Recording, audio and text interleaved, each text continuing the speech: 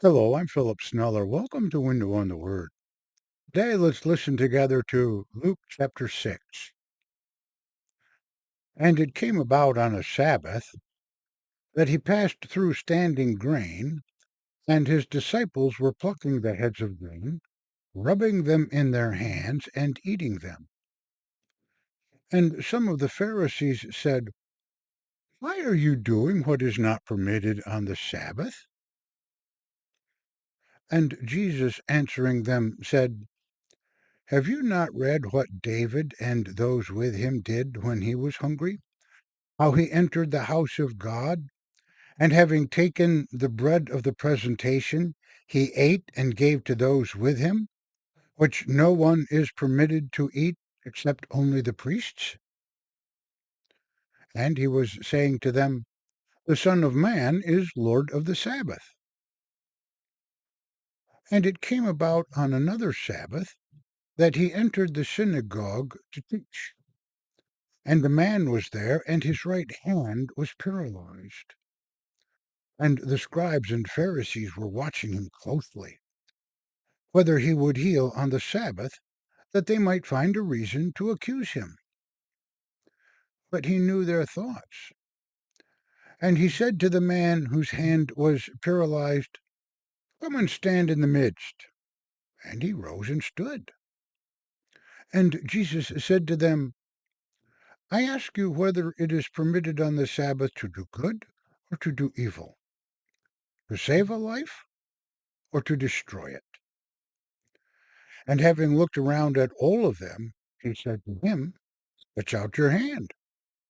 And he did, and his hand was restored.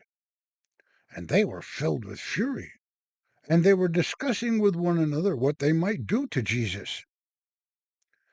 And it came about in those days, he went out to the mountain to pray, and he spent the whole night in prayer to God.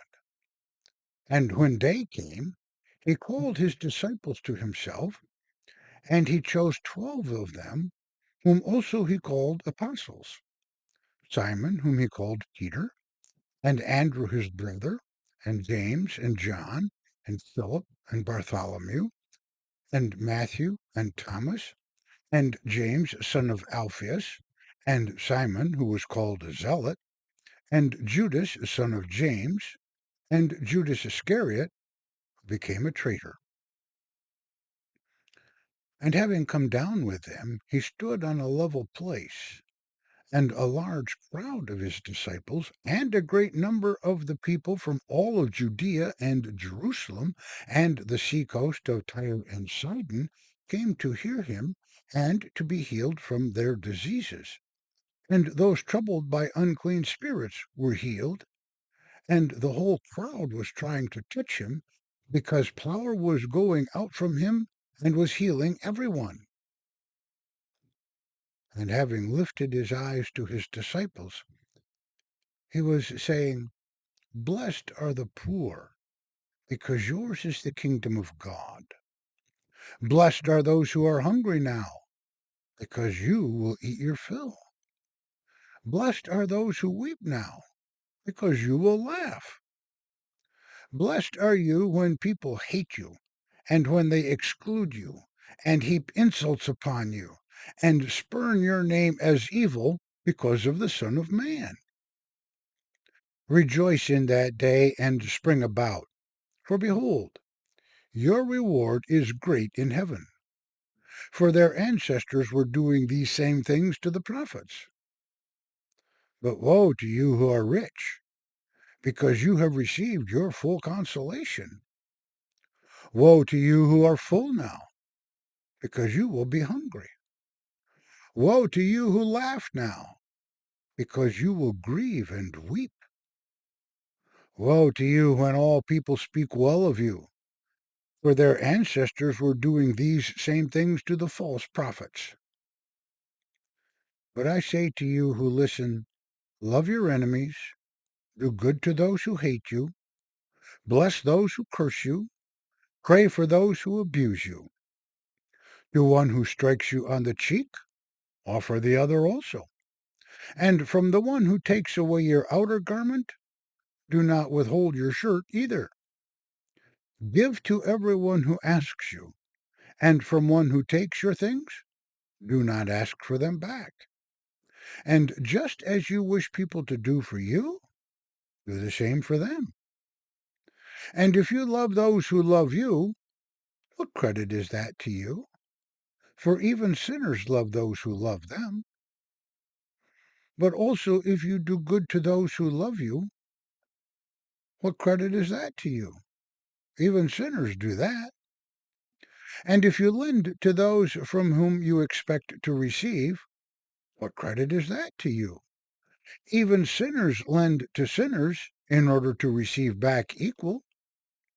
But love your enemies, and do good, and lend, expecting nothing in return, and your reward will be great, and you will be children of the Most High, because he is kind to the ungrateful and wicked. Be merciful, just as also your Father is merciful. Also, do not judge, and you will not be judged. Also, do not condemn, and you will not be condemned. Forgive, and you will be forgiven. Give, and it will be given to you. A good measure, pressed down, shaken, and overflowing, will be poured into the fold of your garment. For by the measure with which you measure, it will be measured to you in return. He also gave them a parable. Can a blind person lead a blind person? Will they not both fall into a pit? A disciple is not above his teacher, but everyone who is fully trained will be like his teacher. And why do you look at the speck in your brother's eye, but you do not notice the beam of wood in your own eye?